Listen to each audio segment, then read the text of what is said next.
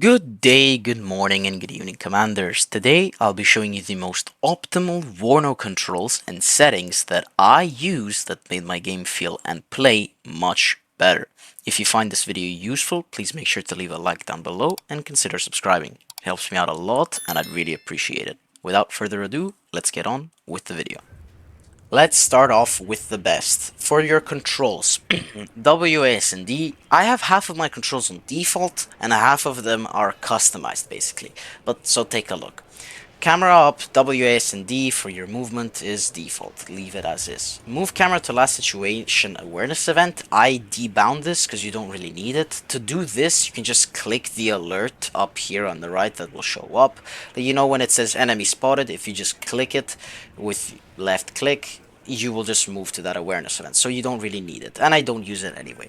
Next unit type in selection, tab. Next unit in selection is caps lock. This is a continuation of tab. Basically, if you have two T80BVs and T80BVK, if you click tab once, you will select the two T80BVs, and if you click tab again, it will select the BVK. Whereas if you click caps lock, it will select one BV, then the other BV, and then the BVK. So this is better if you have more units of the same type that you need to individually micro.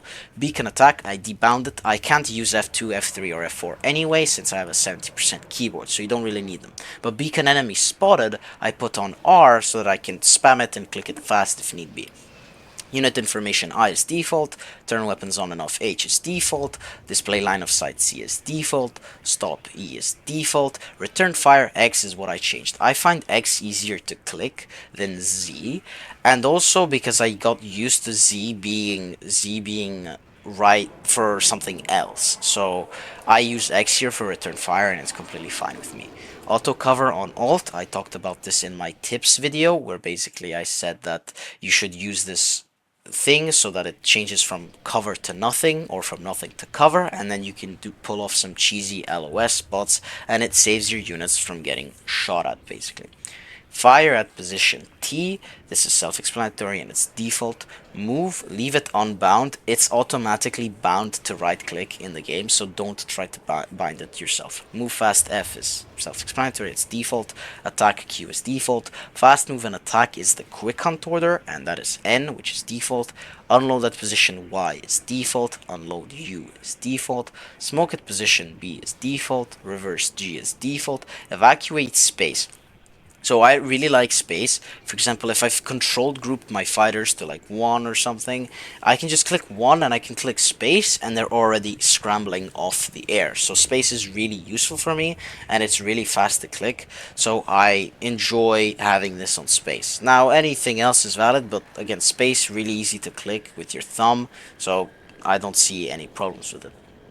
Cell Z, so this is where I use my Z key, and I used to have auto cell off, and so I would go around clicking all these transports and telling them to sell with Z. So I still do that. It's still a habit of mine, even though I have auto cell on, and I recommend that you do too as well, because it's really useful.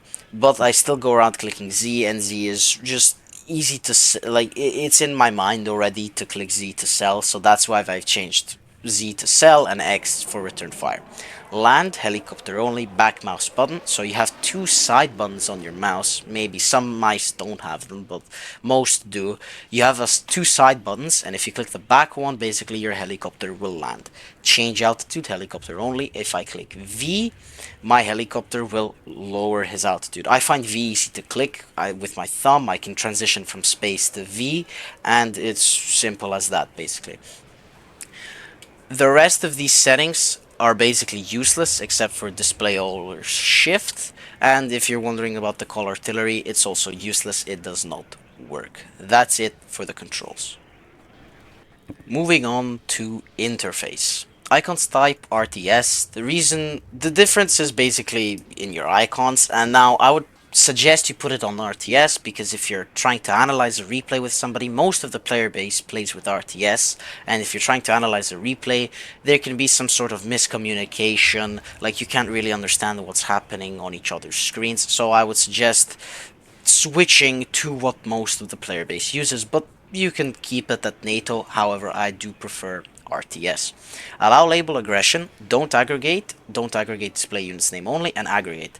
All are fine, however, I think that don't aggregate and don't aggregate display units name only are more valid than the aggregate one. Because the aggregate one clumps up your units' labels, and then it's kind of hard and it's very clunky, and you don't exactly know where they are. Whereas the don't aggregate unclunks them, and don't aggregate display units name only unclumps them and just displays their name.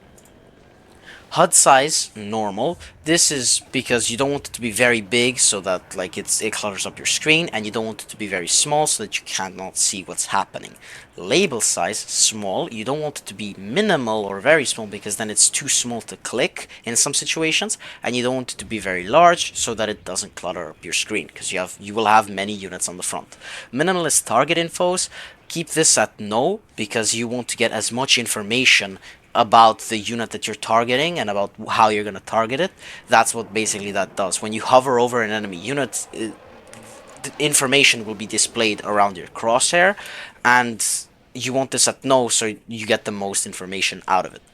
Auto create tactical group when buying identical units, you want to put it to no. If you're buying the same type of units, if you buy more of them, if this is on yes, it will create a group which doesn't really function really well, and it's very glitchy and doesn't really work that well. So to put this at no. Close requisition menu, keep open during deployment, self-explanatory, so that the buy menu does not close during the deployment when you're trying to buy things. Display frontline opponent. This is fine, whatever, leave it as is. Fill command zones with color. This is optional. I like to have yes because it just immerses me more into the game. Show unit name, obviously that yes. 3D unit scaling. Now, both no and yes are valid. I've seen players play with yes and do just fine. However, I find it a bit distracting to see a massive tank on my screen, so I don't like that and I turn it off. Display minimap, yes, the minimap is really important. Display non-owned DLCs is no, you don't need it. Display auto deploy panel, yes, yes, and dynamic. They are not really that important, just leave them as is. The ones up here are the most important ones. So, for your gameplay settings, the most important ones are basically the ones up here, and automatic Winchester out of ammo evacuation, and the camera type default, which is the default option. So, turn this to no, from yes to no, automatic Winchester out of ammo evacuation. And basically what that does is when, like, let's say a bomber, when he runs out of ammo, when he runs out of his bombs, he will not automatically evac. So this is crucial because sometimes you have your bomber on the air for his like air anti-air missiles, or sometimes you just want him there for some helicopter to kill a helicopter, or any type of reason. So this is really important to turn to no. Rules of Engagement Advanced basically makes it so that when you right click it's a move order instead of a hunt order. Motorized Pathfind Short, if you put this to fast, basically when you right click it will be a fast move order. The reason this is bad is because there are some micro situations where you just need a short Pathfind order. On foot Pathfind, also short instead of cover. What cover does is basically makes, if you have an infantry unit somewhere and you click right click anywhere, that infantry unit will automatically go to a tree line and then advance to that position following tree lines. Again, the why that is bad is because he will not go the way that you want him to. He will find his own way there. Rules of Engagement Idle Auto Cover. I talked about this in my tip video because you know, you need auto cover, but you can turn it off with alt. Again, check out my tips video. See. Out of range reaction passive. This is so that your units don't charge at the enemy. Unarmed vehicles fire at will. Self-explanatory. Ground missiles all units so that they target everything, and auto resell on so that you sell your transports. For your audio settings, really nothing special, it's mostly just personal preference. However, I would suggest turning off your music and bumping up your sound effects to max. You're gonna find it very useful. Now, of course, this does have to do with your system volume. For example, my master volume is really low, but that's because my system volume is at max. So that's how I kind of balance it out. But if your system volume is low, you'd want your master volume to be max. Obviously, play around with the settings and obviously with what you're comfortable with. You don't want to be blasting out your ears on audio, but keep in mind that that the audio cues in this game are important, so you should have good volume. And lastly, your video settings. There's really nothing special to say about this. The only thing I recommend changing is your shake cam. If it's on max, turn it to mid. If it's off, if you want some immersion, put it to mid. And that's basically it. If you enjoyed this video, please make sure to leave a like down below and consider subscribing. It helps me out a lot and I really appreciate it. See you in the next one, Commander.